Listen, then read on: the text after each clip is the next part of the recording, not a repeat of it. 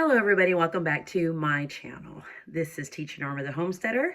Ta-da! Because I'm a teacher and a homesteader. Hence the name. Yeah, I know, it's clever. But welcome back.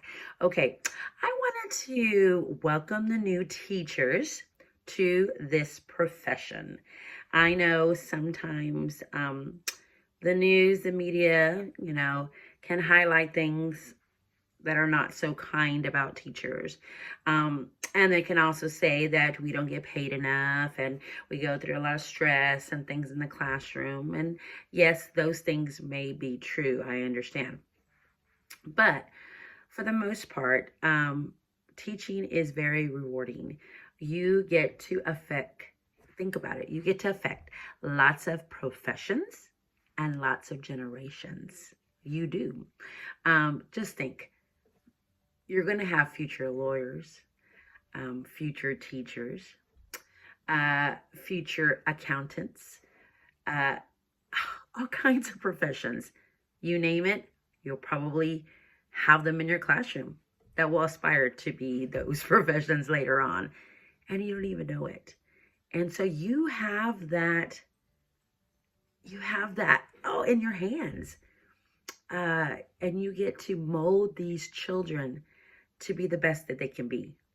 And I know sometimes our classroom children can be difficult at times. And it's probably because they're going through a hard time at home. And it is important for us to make sure we observe that and make sure that they are safe and they're getting what they need. And so I've been teaching for over 20 years. This will actually be if I'm not mistaken, this will be my 24th year. Wow. It's amazing. Just a little backstory. I have been teaching, of course, like I just said, 24 years. And 11 of those years were in the elementary classroom. Okay, wait, just follow me. 11 years, elementary classroom. Then I took off a year to homeschool my own children. And then I decided to go back and I taught at middle school because at that time, it was very difficult for teachers to get in the profession. Yes, at that time it was. And so I think the ratio was 100 teacher applicants to one job at that time. I know. Now you don't see that, but at that time, this was 12, 13 years ago, that was the case. And so I had a very hard time entering back into the classroom because I had several degrees and I had years of experience. And at that time, it was much easier and more economical to get a brand new teacher. So I did have difficulty going back in the classroom or obtaining a job, but I was very blessed to be given an opportunity in a smaller district. They needed a teacher to accelerate students that were retained 1 or 2 times. So I was able to do that for a semester because it was mid-year. The position was open mid-year. So I was given the position. I was very thankful. And it was difficult because I was used to elementary students. And this is my first year going into a middle school classroom. And and it was like not a normal middle school classroom because I had around 15 students that were retained or behind in the grade level. And these were 7th and 8th grade students. So that was a challenge, and I was given a teacher assistant to help me. So I survived. Yes, I was so glad I had support from the district, and I had support at home. My husband was very, very supportive, and he knew I could do it. And it was a challenge, but I am so grateful because I did not realize how strong I was as a teacher. That really made me dig into my teacher's tool belt. And there were skills that I had that I didn't even know. And it's because I had to go through that really tough teaching season in my life, to realize that I was stronger, and I guess I had more knowledge than I thought I did. So I'm very grateful, and I would not change that for anything. But last year, last summer actually, I decided to not stay in that district and stay a middle school teacher. I decided that I needed a change. And I do that sometimes when I feel that I have been stagnant in teaching, and I need something else to help me revive that teaching passion that I have. So I decided to change school districts, and I actually went back to my previous school district. So I've only been in 2 school districts in the past 24 years. So I thought that's very cool. So I've been to a 4A district, and then I went to a 2A district, and now I'm back at the 4A district. And now I am teaching elementary school. So last year was my first year in elementary, and I taught 4th grade. And right now, I think I will be teaching 3rd grade this year. So I'm very excited, and unless there's a change that I don't know, but there might be. But if not, I'll just roll with the punches. I'll just keep on going. I'm pretty good at being flexible, and so that's no biggie. So I'm very excited. So I have been getting things ready, and I'll show you in a bit my office because I've been throughout the summer, and the summer has been going by super fast. So I have things, and I'm new teachers. I'm talking to you. I know my first year as a teacher, I did not realize how much teachers spend on their classroom. It is crazy. And I did not have that money. I didn't. I was married. We were young, married, and I had my first, my first teaching position. I was pregnant with my first child. So economically, I couldn't go out and spend hundreds of dollars for my classroom. No, that was just, I couldn't do that. And because I had to get ready for my first child. And so I had plenty of former teachers give me items for my classroom. And I looked at yard sales and thrift stores. And I was blessed with a lot of hand-me-downs, and that was okay. And I was very glad and blessed. And so over the years, all the things that I have is from other teachers or thrift stores or yard sales. So I will take you to my office. I just have a few items that I have been collecting for my classroom, but I will be going to thrift stores and clearance sales and all that good stuff to get more items for my 3rd grade classroom. This is actually my first year teaching 3rd grade that I remember. I have taught, I was going to say elementary school, but I was a primary teacher, and I was a coach, a physical education coach. I have been a reading interventionist, a middle school teacher for 7th and 8th grade, an English teacher, and now a 3rd grade classroom teacher. So yeah, it's been good, and I think I've been stretched as a teacher, but it's a good thing, because sometimes we can get complacent and comfortable and knowing what we do best, which is great, but we don't know the things that we could do because we haven't been put to the challenge. So sometimes I think it's important, and then a lot of teachers don't want to change their grade. They're like, this is my grade. I've been at this grade for whatever years, 10 years, 15 years, whatever. And I'm good with this, and I'm going to stay here. And they kind of, they don't like change. And I'm not that way. I'm pretty good with change, but I'm going to tell you, I'm good with some change. And I say this, I work best when I know what my goal is. And if I don't know what my goal is, I just feel like I'm aiming all over the place. So I do like change if I know the reason why we are doing the change. For example, if I move to another grade level, okay, I think you can go to this grade level because you have blah, blah, blah, blah. You have these skills that could help the third grade level, or you have these skills to help the sixth grade level, or whatever. If you can tell me why I'm being moved, okay, gotcha.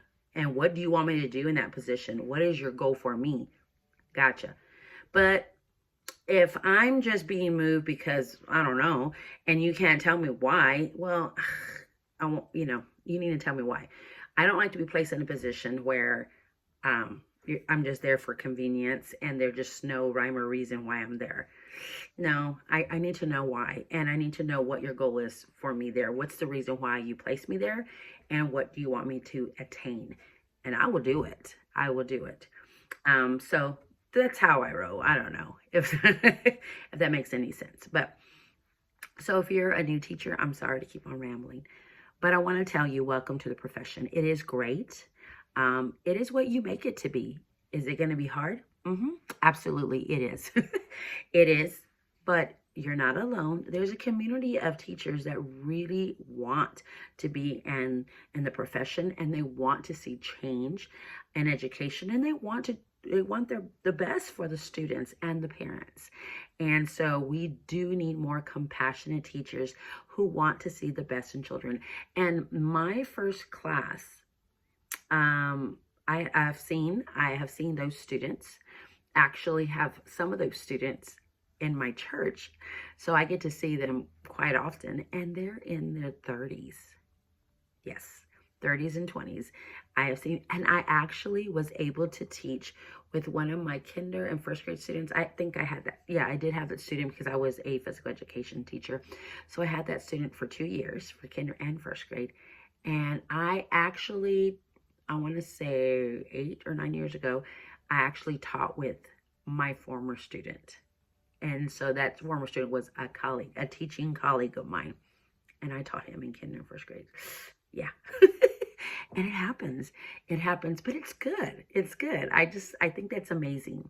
So welcome, new teachers. I know I said that the third time, but you're in the right place. I know you hear a lot of things. And usually teachers, when they go in, they will realize in the first 3 years if they are meant to be a teacher. Please hang in there. I know it's not easy. It's not. And you're going to see it is challenging, but you are not alone. And you are going to meet some kids that really, really need you. So I hope you stay. And I hope you keep on going, because I'm here for you, okay? And if you like this, I can continue doing things like this. And I plan to. I plan to do a vlog for new teachers. So let me know what questions you have, and I hope I can answer them. So let me take you to the office and show you what I have.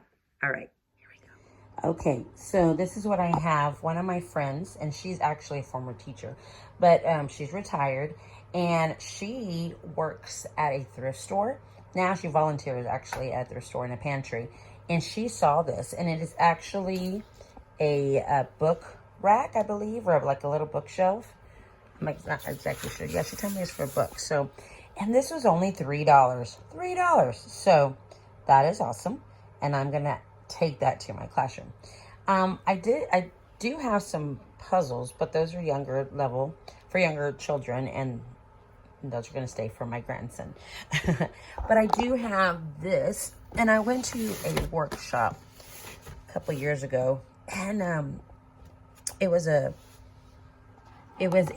training on, being more cross-curricular and, bring in science and social studies and other content areas in your reading classes. So I have this solar system model kit, which I probably will take to my classroom. I had it for a couple of years and I haven't used it, so I'm probably going to do that. I also have this. It's a handheld digital microscope. That is super cool. I have 2 of these. I had them from that same program that I told you about that I went a training, and they gave us a bunch of free, and I'm going to say it was, I don't know, it was through the regions, the teaching regions. So I went and I got a bunch of free stuff for my classroom, but at that time I was teaching my middle school classroom, so I didn't really have a need for this in my middle school classroom, so I just kept it for later on down the road that I needed it. And I'm probably going to use it for my 3rd grade classroom, but I'm not sure. I'm probably going to go and set it up and let's see what I can do. I'm going to set up my classroom, see what I can do. Okay, but might use it this year. Now I did find these tubs at Walmart on the clearance section. So yeah, they were pretty good. So I got 3 of these, and I'm probably going to use them for my students so they can keep their crayons and all their, you know, colors and stuff, and the cubbies. So so that way they can go to the next class, because I teach reading and social studies. No, excuse me, I'm going to teach reading this year. And then so that way they can go to the math class and take their belongings. But I'm not sure yet. We'll see. I'm still going to coordinate with my partner teacher. So we'll see. But I went to the public library, and if you haven't been to your public library, you need to go, because in the summer they usually get their older books and they leave them for display so you can take them for free. And they have these. Look at that. They had these dictionaries, and I'm going to have them in my classroom so the kids can go in them and look at them, because usually I have to check them out of the library. So I decided, oh, that'd be good. I can have my own set. So these are pretty good. They're not too bad, and they were free. So I'm like, yeah, I'm going to take them. And so, again, here are the rest of the tubs. All right. Okay, well, I'm going to go ahead and end this video. So new teachers, if you're new to the profession, say a hello or hi or thumbs up or something, or like the video, so I'll know I'll make some more videos for you. Again, I want to encourage you. My job as a veteran teacher is to encourage the future, and you are the future. You know, 24 years ago when I came into this profession, I had a lot of veteran teachers that were very supportive, and then I had some that were ready to retire. You know what I mean? They didn't want to help you. They just want to hurry up and go. I don't want to be one of those teachers. I told myself that when I get to this level, to this point, that I'm not going to do that. I want to do the best that I can, and I don't want to just make it. Just hurry up and make it to retire. I don't want to do that. I want to do my best for every student, for every parent. I just want to do my best. And I want to live with purpose. So if I, again, can help you to answer questions or to give you advice, hey, let me know. You know, put a comment, like, subscribe. That helps me out so much. All right, thank you so much. Bye.